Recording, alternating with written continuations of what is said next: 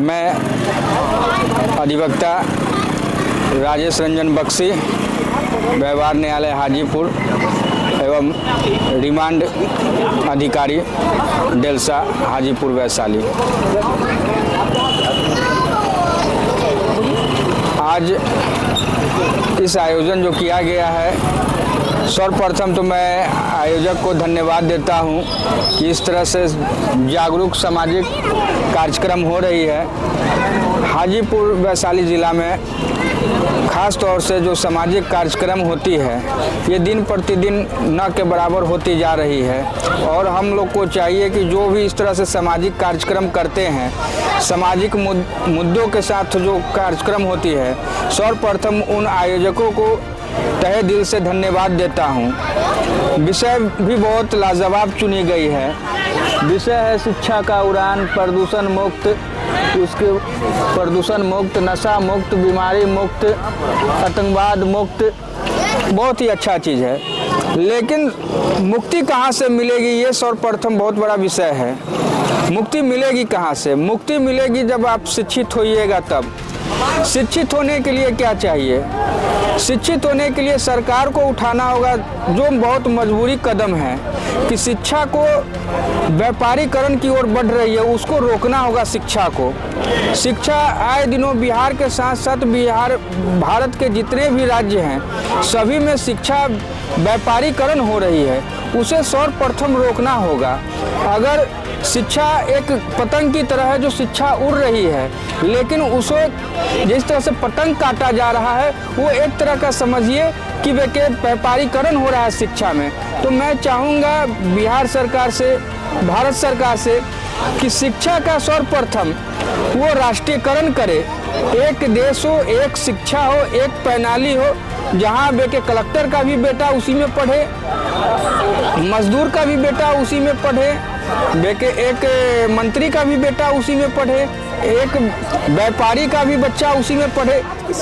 हम यही चाहते हैं कि अगर शिक्षा का राष्ट्रीयकरण होगा तो शिक्षा का जो स्तर है पढ़ने का वो एक प्रणाली होगा और सभी व्यक्ति अच्छे से पढ़ेंगे। और इसके साथ ही स्वास्थ्य के भी विषय में मैं कहना चाहूँगा, जब शरीर स्वस्थ होगी तभी शिक्षा अच्छी ग्रहण हो पाएगी।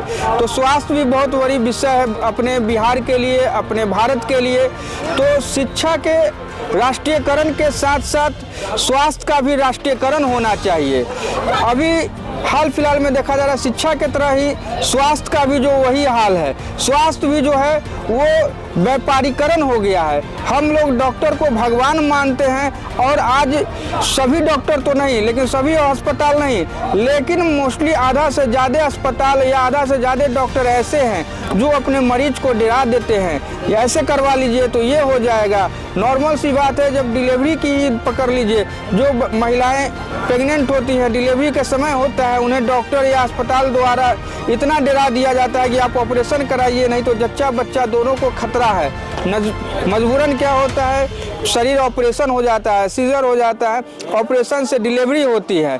ऑपरेशन से डिलीवरी के कारण जो है वो एक बार बॉडी खुल जाने के बाद गैस की प्रॉब्लम, अनचाहे प्रॉब्लम होती रहती है। अगर व्यापारीकरण क्या है कि एक बार नॉर्मल डिलीवरी होगा तो कम पैसा, कम चार्ज मिलेगा। अगर वे के ऑपरेशन से होती है तो अस्पताल को पेमेंट ज़्यादा होती है। तो ये कहीं ना कहीं जो बुराई है, ऐसा नहीं कर रहे हैं कि बेटे ऑपरेशन नहीं होना चाहिए, जिनको नॉर्मल से नहीं हो सकता है उनके लिए ज़रूरी है, लेकिन आए दिनों जो अस्पताल में देख रहे हैं कि नॉर्मल डिलीवरी की मात्राएं कमती जा रही है और ऑपरेशन से डिलीवरी की मात्राएं बढ़ती जा रही है। तो ये चीज़ रोकनी होगी। इसके साथ साथ स्वास्थ्य में जो है, गरीब आदमी जो है, जो आमचर्या में लोग जो रोजी रोटी में किसी तरह सर्वाइव कर रहे हैं इस महंगाई के युग में, उनके साथ भी यही प्रॉब्लम हो रही है कि वो कैसे अपना स्वास्थ्य का व्यवस्था कराएंगे। सरकारी स्वास्थ्य व्यवस्था ये नहीं कर रहे हैं कि नहीं है, पहले से बहुत सुधरी है। और आज ऐसा भी है कि कई नर्सिंग होम जो प्राइवेट, उससे अच्छा सरकारी स्वास्थ्य सुविधा है, फिर भी बहुत ऐसा स्वास्थ्य बीमारी ऐसा है, इलाज ऐसा जो आज भी हमारे सरकारी संस्थाओं में उपस्थित नहीं है, सिवाय पटना के।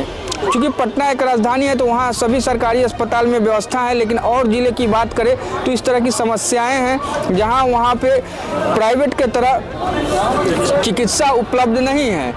तो अगर हमारी एक देश है, एक शिक्षा नीति है होनी चाहिए, एक देश है, एक स्वास्थ्य नीति होनी चाहिए, जो हम लोग कहें कि संवैधानिक शब्द में अगर कहें तो वो है शिक्षा और स्वास्थ्य की राष्ट्रीयकरण। ये वैशाली की धरती, लोकतंत्र की धरती से मैं मांग करता हूं कि यहाँ स्वास्थ्य और शिक्षा का राष्ट्रीयकरण हो। इससे हमारे देश के जो निम्न स्तर के लोग हैं, जो आम जन लोग हैं, उन लोग को सबसे ज़्यादा लाभ होगी। यही हम के साथ बहुत बहुत धन्यवाद।